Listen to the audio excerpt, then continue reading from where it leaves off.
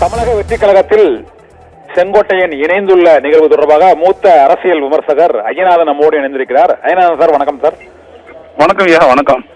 வணக்கம். இந்த செங்கோட்டையன் தாவேகாவில் இணைந்திருப்பதால் அவர் இன்று அவரை சந்தித்து பேசிக் கொண்டிருக்கிறார். ஆனால் தாவேகாவில் இணைவது உறுதியாகி இருக்கிறது. இந்த இணைப்பை நீங்க எப்படி பாக்குறீங்க சார்? ஆமா, அவருக்கு வேற வழி இல்ல. ஏன்னா பாஜகவை சார்ந்து அரசியல் அண்ணா திராவிட முன்னேற்ற கழகத்தை சேர்ந்த ஒவ்வொருத்தரும் இந்த மாதிரி ஒரு கட்டத்துல அவங்க எந்த விதமான அரசியல் எதிர்காலமும் தெரியாத அளவிற்கு அவங்க நடுத்தரவுக்கு கொண்டு வந்து நிறுத்திருக்கு. நீங்க பாத்தீங்க அப்படின்னா ஓபிஎஸ், அதற்கு பிறகு ஓபிஎஸ்ஸையும் எடப்பாடியும் வச்சு சசிகலாவை தூக்கி போட்டது, அதுக்கப்புறம் ஓபிஎஸ்ஸையும் தூக்கி போட்டது, அதுக்கப்புறம் தினகரன் எடுத்துட்டு போனாங்க, தினகரனை அதே மாதிரி வச்சுட்டு ஒண்ணு இல்லாத பண்ணாங்க, அமமுகவே ஒண்ணு இல்லாத பண்ணாங்க. இப்ப பாத்தீங்கன்னா செங்கோட்டையன் சொன்னாரு, என்ன அமித்ஷா தான் சொன்னாரு, அவர் சொல்லிதான் அதெல்லாம் செய்யறேன் அப்படின்னாரு. கடைசியில் இப்ப எங்க போனாரு அமித்ஷா? அப்போ இவங்களை பாத்தீங்கன்னா எல்லாம் கருவேப்பிலை மாதிரி தூக்கி போட்டு போயிட்டே இருப்பாங்க இவங்க. அதான் நடந்திருக்குது. ஒரு சந்தேகம் என்னன்னா, இவங்க அதிமுகவோட பாஜக கூட்டணியில இருக்குது. ஆனா அந்த கட்சியின் முக்கிய தலைவர்களுக்கெல்லாம் ஒரு நம்பிக்கையை கொடுத்து வெளியவும் இழுக்கிறாங்க. ஏற்கனவே இருந்த அதிமுகவின் முன்னாள் தலைவர்கள் டிடிவி மற்றும் ஓபிஎஸ் கண்டுக்காம வெளியே தள்ளி விட்டுருந்தாங்க. இபிஎஸ் கூட இப்ப கூட்டணி வச்சுக்கிட்டு திரும்ப செங்கோட்டையனுக்கு அந்த இபிஎஸ்க்கு எதிராக திருப்பதுக்கு அவரை கூப்பிட்டாங்க. ஹரித்வாருக்கு போறாங்க போய் பார்த்துட்டு வந்தாரு. இப்ப வந்தாரு. இப்ப திடீர்னு பாஜக நன்றியோட இருக்கணும் பேட்டி கொடுத்தவரு திடீர்னு இங்க தாவேகாக அவர் மாறுவதற்கு என்ன காரணம்? அதுக்காக கண்டுக்க விட்டதுதான் காரணம். ஒரு நேரத்துல இவர் போனாலே டெல்லியில நிர்மலா சீதாராமனை சந்திச்சாரு, அமித்ஷா சந்திச்சாங்க. அதுக்கப்புறம் அந்த இதை இவரை தூக்கி போட்டுட்ட உடனே அதிமுக இருந்து இவர் வெளியேற்றிட்ட உடனே பாத்தீங்க அப்படின்னா பாஜக என்ன ஆஃபர் பண்ணிருக்கோம், நீங்க எங்க கட்சிக்கு வந்துருங்க அப்படின்றாங்க. புரியுதுங்களா?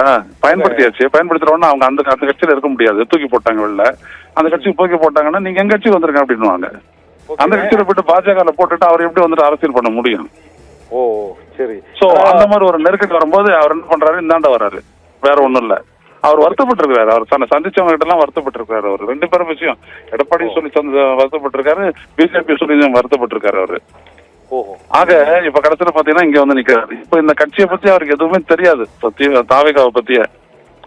ஆனா தாவேகால இணையறாரு. அங்க என்ன பண்ண போறாரு, அது ஒரு ரசிகர் மன்ற நிலையிலே தான் இன்னமும் இருக்கே ஒழிய அது ஒரு அரசியல் கட்சி இன்னும் ஒரு பரிணாம வளர்ச்சி அது பெறல. அப்ப அந்த கட்சியில போயிட்டு செங்கோட்டையனை போன்ற ஒரு மூத்த அரசியல் தலைவராக இருந்த ஒருத்தர் அங்க போறாருன்னா அது தாவேகாக்கு நிச்சயமா பெனிஃபிட் தான்.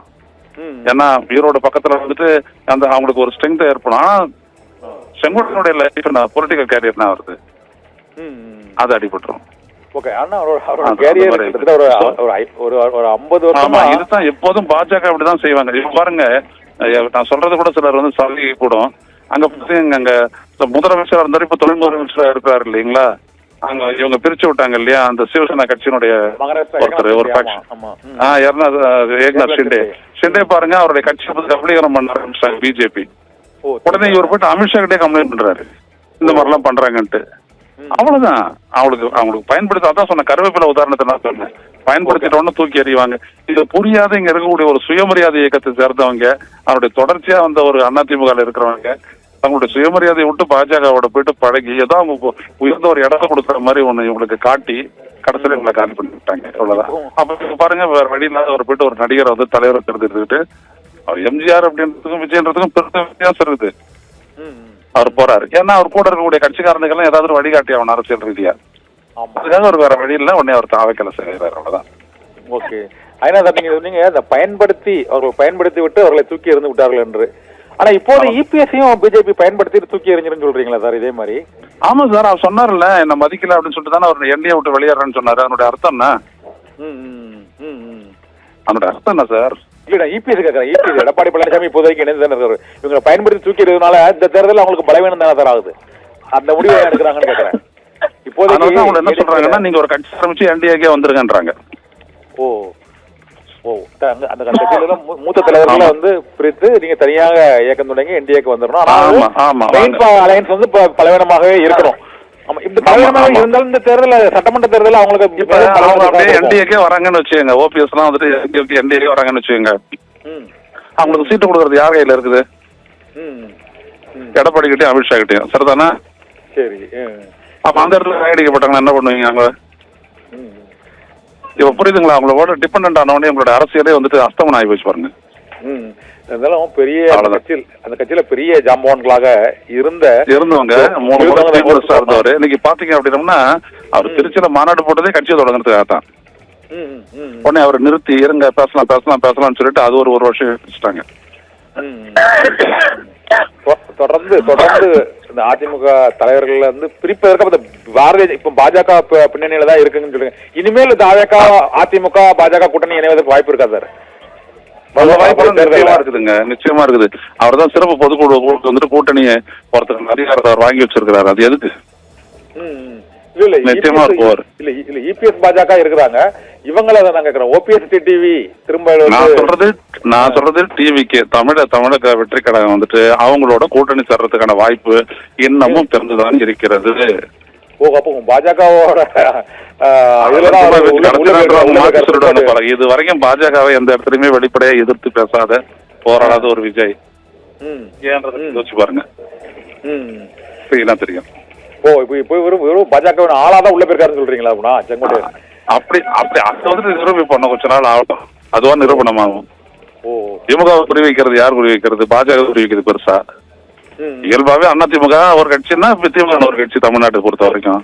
பாஜக குறி வைக்கிறதுக்கு பாஜக என்ன இருக்குங்க ஸ்ட்ரென்த்? அவங்க இறக்கி விட்டாங்க. வெறும் சிங்குலர்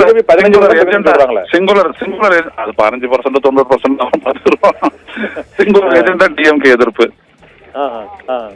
அவ்வளவுதான். அதுக்கு வந்து இந்த பல கட்சிகளா எதிர்ப்பு உருவாக்குறது இப்ப செங்கோட்டையன பாரதிய ஜனதா கட்சி பலி கொடுத்த மாதிரி நினைக்கிறீங்க. ஆனா ஒரு பெனிஃபிட் தான் சார். இந்த தவகாக்கு பெரிய பெனிஃபிட் தான். கோபிச்செட்டி பாலத்துல ஒரு என்னங்கய்யா செய்ய முடியும்? ஒரு ரசிகர் மன்ற கட்சி என்ற வரைக்கும் இருக்கக்கூடிய ஒரு கட்சியில யாரு போய் என்ன பண்ண முடியும்? யோசிச்சு பாருங்க. இவரால் என்ன பண்ண முடியும்? அந்த ரசிகர் மன்றத்தினர் வந்துட்டு இவரால் ஒருங்கிணைக்க முடியுமா? இவருடைய ஸ்பியர் ஆஃப் இன்ஃப்ளூயன்ஸ் ஈரோடோட சரி, ஈரோடு பிளஸ் சேலத்துல கொஞ்சம், அவ்வளவுதான். இதெல்லாம் அந்த பகுதியில கொங்கு மண்டலத்துல ஒண்ணுமே இல்லாம இருந்தது. இப்ப டிடிவி ஓபிஎஸ்னா தென் மாவட்டங்கள் டெல்டா மாவட்டங்கள் மட்டும்தான் அவங்களுக்கு ஓரளவு அந்த குறிப்பிட்ட சமூக வாக்கு இருக்குன்னு சொல்லிட்டு இருந்த சூழ்நிலையில இவர் அங்க இருந்தது ஒரு பலமா இருந்த சூழ்நிலையில இவர் அங்க போயிட்டு அறிவிப்பு. அதனால டிடிவி தொடர்ந்து டிவிக்கே தான் பெரிய பார்ட்டி, டிவிக்கும் திமுக தான் போட்டி. அவங்க வந்துட்டு என்டிஏ கூட்டணில இருந்து வெளியேறின உடனே அவங்களுக்கு வேற வழி இல்ல. அப்ப அவங்க டிவி கேட்க தானே வந்தாகணும். சரி, அதுக்காண்டி ஏன்னா அவங்களால தனிச்சு நிக்கிறதுக்கு வாய்ப்பு இல்ல. அவங்களுக்குள்ள அந்த நம்பிக்கையின்மை இருக்குது இல்லையா? டிடிவிக்கும் ஓபிஎஸ்க்கும் நடுவுல. ஆனா போனமா தனிச்சு நின்னார்ல சார் 2021 அவர் நின்னாரு. ஐயா தனிச்சு நின்றதுனா பழங்கதுங்க ஐயா. இப்ப சொல்ல வரேன், இப்ப அவங்களுடைய ஸ்ட்ரென்த் அப்படின்றது தனிச்சு நின்று அவங்க வந்துட்டு ஓட்டை பிரிக்கலாம், ஜெயிக்கணும்ல. ஜெயிக்க முடியாது. Okay sir. இந்த தாவேகாவுடன் செங்கோட்டையன் குறித்த பல்வேறு தகவல்களை எங்களோட பகிர்ந்து கொண்டமைக்கு மிக்க நன்றி.